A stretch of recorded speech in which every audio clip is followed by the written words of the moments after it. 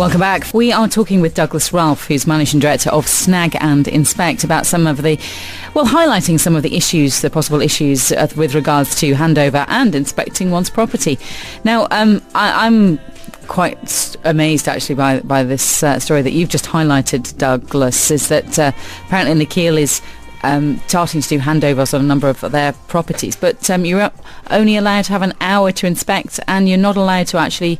Sorry, let me just get this correct. Are you allowed to bring in someone like yourself if you want to? They've made different comments to different clients, and they are allowing us to come in and do inspections. And we had a client earlier in the week was told he could only bring two people, himself and one other person.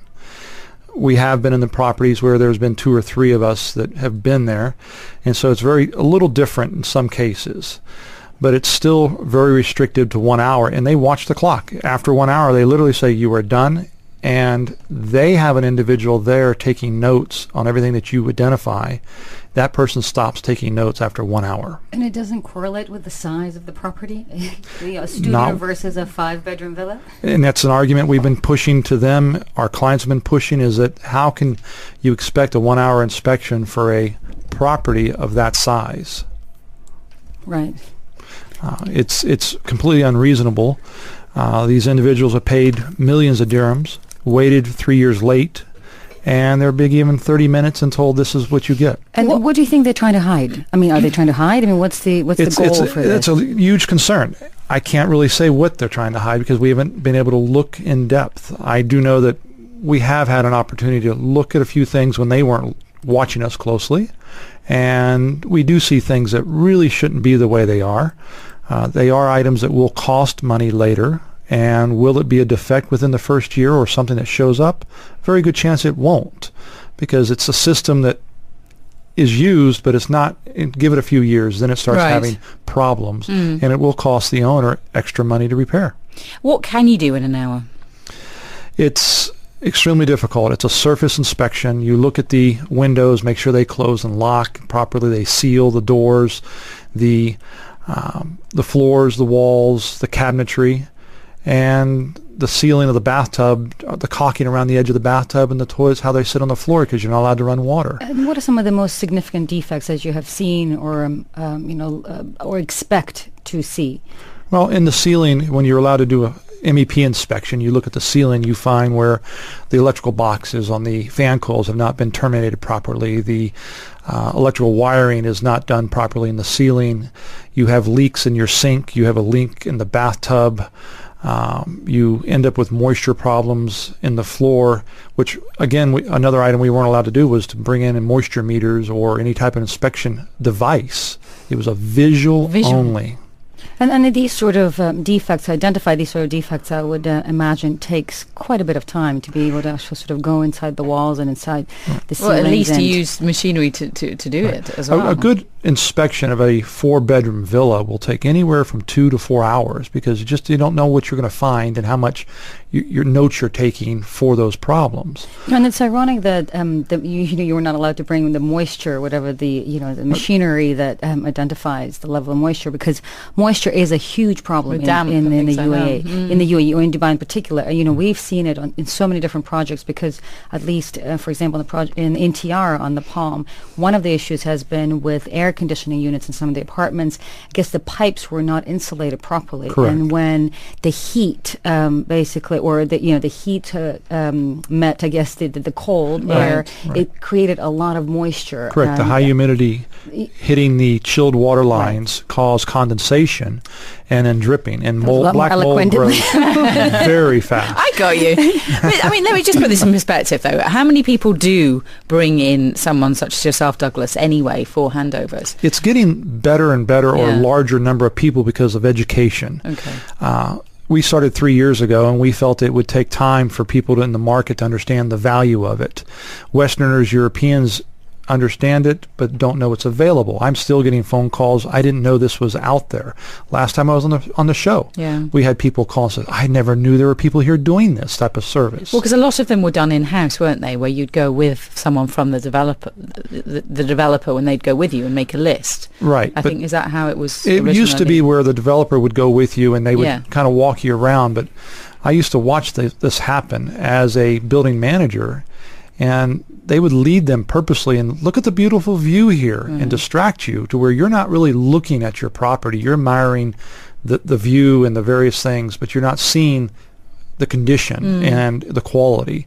And then you sign a piece of paper that waives away your rights to further turn in snags, and you're stuck with it. And to bring a specific example that we're dealing with currently, and it's actually this one involves DeMuck and Park Towers in the DIFC. Our client has multiple units, and DeMuck basically scheduled the inspection day, and then 5 out of 7 units, for example, were okay for the most part. But the other 2 units, they did not have drainage connection or DEWA connection. I mean, these are pretty significant structural defects or shortfalls, if you will. And so, but the danger is that if you've got 5 units and 5 actually have those, it's very easy to just kind of assume that the other 2 would also have the same. And we still, to this day, we have no idea how you can take possession of 2 units that have no drainage hookups or electricity connection. And for them to expect you to. Right. Exactly. Yes. Right. Because basically it becomes unusable. The units become unusable if they have no electricity or drainage connections. And and yet we're expected to sign the handover papers right there on the spot and waive all of our rights. I mean, what can the consumer or the homeowner do in this case? Stall? Well, yeah, but you see, the stalling presents all sorts of problems. I mean, and that's really the only option, and that's what most homeowners are doing.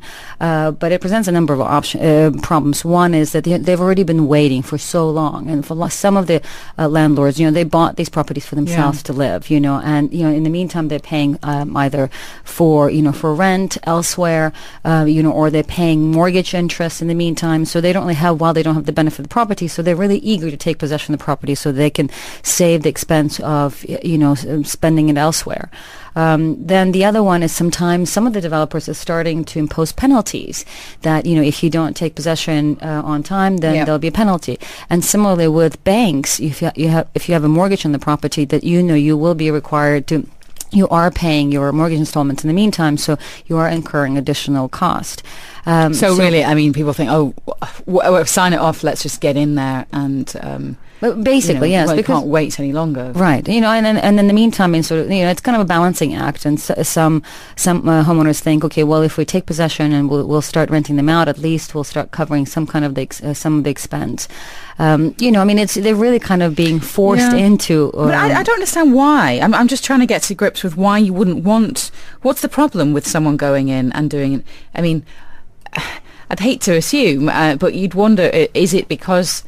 Is there enough confidence in the quality of the building? Are they afraid that maybe you might come in and find something? I don't know. I can put those questions out to you. Right. As an inspector, I have to assume something's wrong, or some type of deal or agreement has been made with the contractor that they will not be in-depth inspections. Something doesn't make sense. Sorry to interrupt you there, Doug. So is it with the contractor or with the developer? Well, it's the developer directly doing the handover, right. But the contractor has representatives there that are making notes of the defects that are found during the visual inspection. So they, in effect, if anything was wrong, would be the ones responsible to repair it, right? Developer. The developer would go back to the contractor and say, this is your area. You're the subcontractor or main contractor. You're responsible for fixing these items.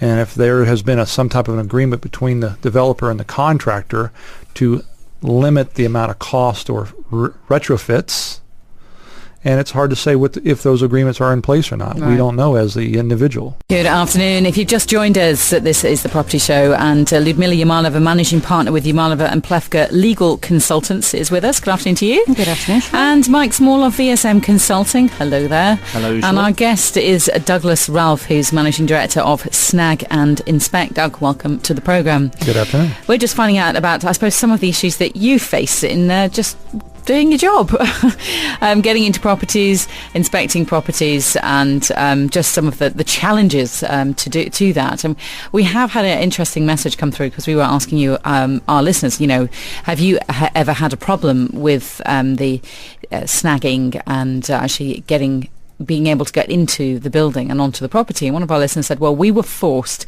to sign a waiver to take any legal actions against the developer because of the year-long delay before handover. We had paid all fees to date and really needed to take possession. And that sort of just highlights exactly what you were saying, Ludmila, that some people are just, they can't wait any longer. They just need to get in there, start either making some income if they're renting it, or not move in and not be paying extra rent if they're living somewhere else. So you can see why people would not necessarily. And that's exactly why developers can afford to do what they're doing. And they know that people basically are in the bind, and they are eager to take possession. No, they count on the individuals of having one villa, one apartment. They don't have the financial resources. They don't have the time to fight it. And they count on it. We also had an interesting story also where a client that bought in Jumeirah Heights with Nikhil and just refused to take handover because they haven't really been able to inspect properly, and because, they bought a garden villa or a garden view townhouse, and there's no garden, and that's just among other things. But truly, there is no garden. But it's actually the property is called a garden view townhouse, and. Well, it might have a view of a garden. Well, maybe one day. Might not be their own. But maybe one day. But picture on the wall. But in the meantime, the Nikhil representative has been hassling and sort of trying to force the client to take possession or to take handover. And the client said, "Listen, we had identified a number of issues with the property, and we're still waiting for a response from you before we'll consider taking possession." And then the representative threatened to foreclose or to basically default. Default the client. Interestingly enough, our client has paid 100%. So they can't. So he's like, so how are you going to default me if I've paid all the dues? The only thing I have not done is that I haven't signed, the waiver of liabilities and the handover papers, which obviously include the waiver of liabilities. So I mean, it gets that absurd, if you will. I can't understand.